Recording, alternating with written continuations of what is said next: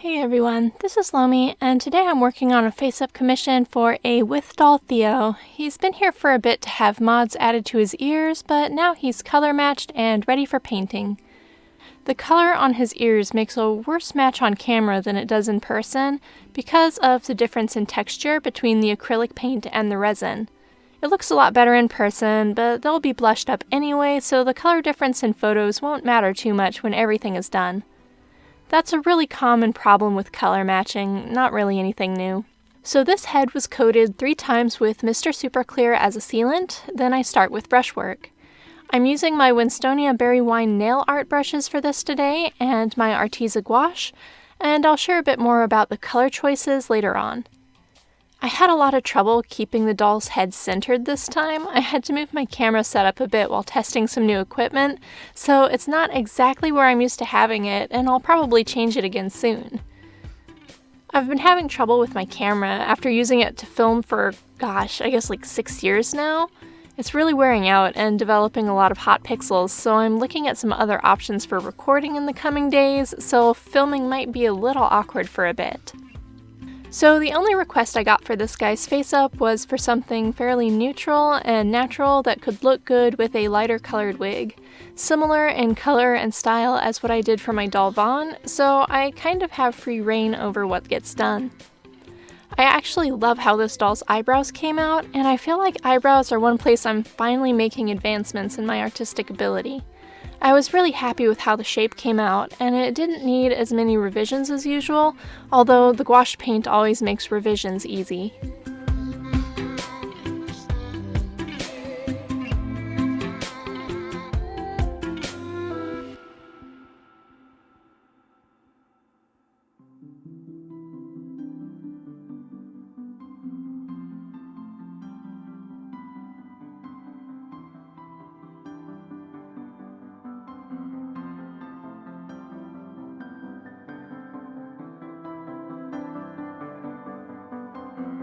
After the line work was done and sealed, I moved on to the first layers of blushing, using some peachy tones and some pinks that I started mixing right on the surface of the doll's resin.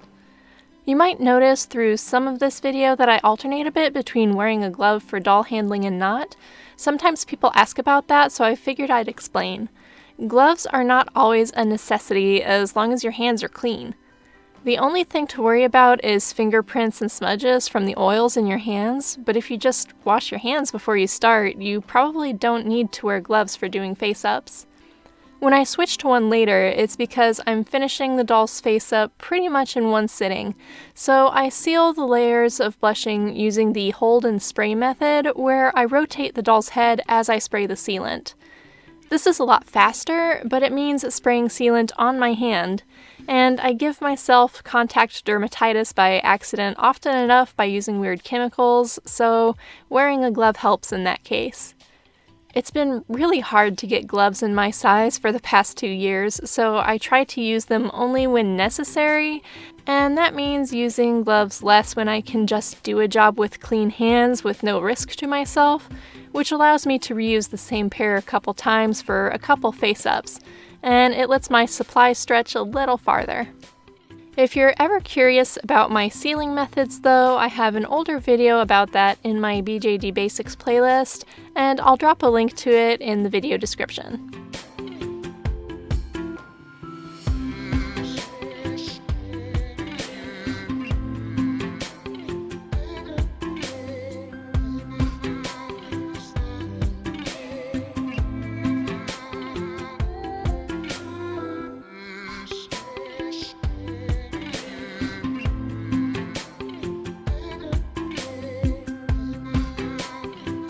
So now we're on to the pink in the lower eyelids.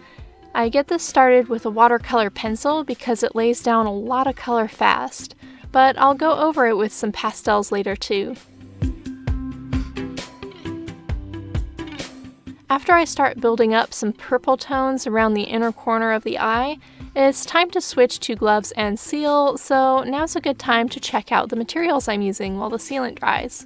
So I'm using all Arteza stuff on this face-up, and I've been so happy with these supplies. Even though they're super cheap, they have really great color payoff and durability. I normally use white gouache for the lip lines, but I'm kind of mixing it up today, and I think I'm going to try peach for a more natural look. The eyebrows and eyelashes are done with a mix of burnt sienna and burnt umber in equal amounts.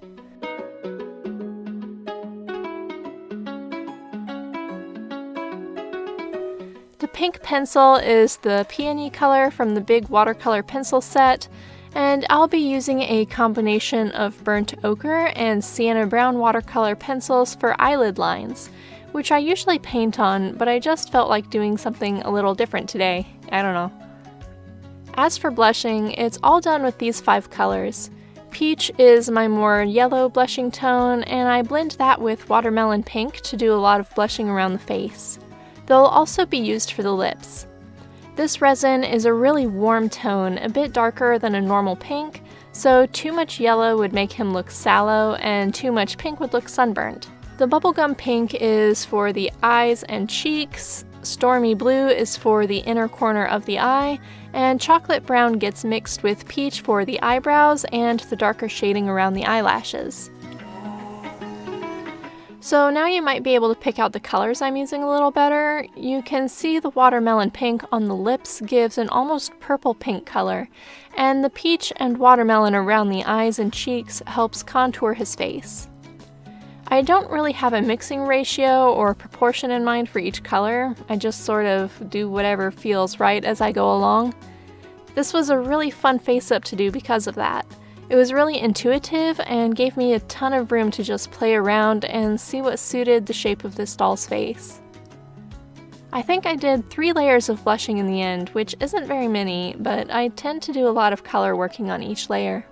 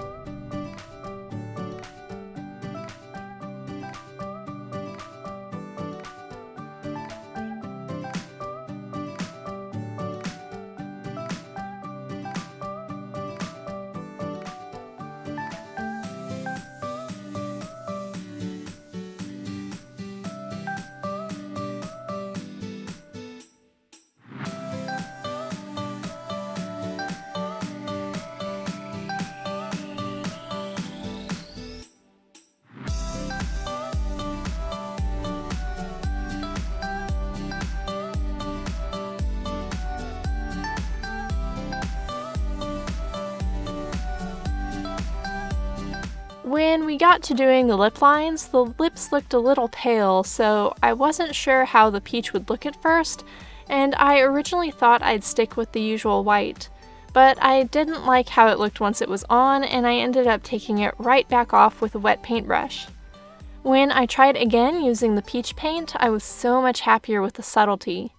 Subtlety was only for lips though, because the last thing this boy needed was freckles. I put on a couple using just the burnt sienna paint, but he wasn't positioned well for it, so I propped him up at a steeper angle, made sure it gave me room to work, and then really let the paint fly. I know it looks a little shocking at first because it's so intense, but to make them look more natural, I blot the paint with a dry paper towel. Spot cleanup can be done with a wet paintbrush, removing freckles that are too big, too dark, or not a pretty shape. And oh my goodness, I loved how his freckles came out. Absolutely loved.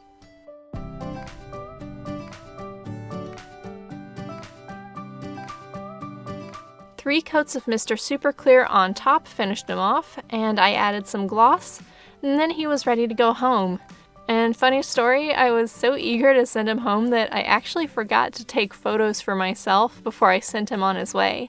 So if you want to see more of him, you'll have to visit Epona Dolls on Instagram because she sent me a couple photos, but she'll have a lot more later on. And that's all for today. Thanks for watching. Bye.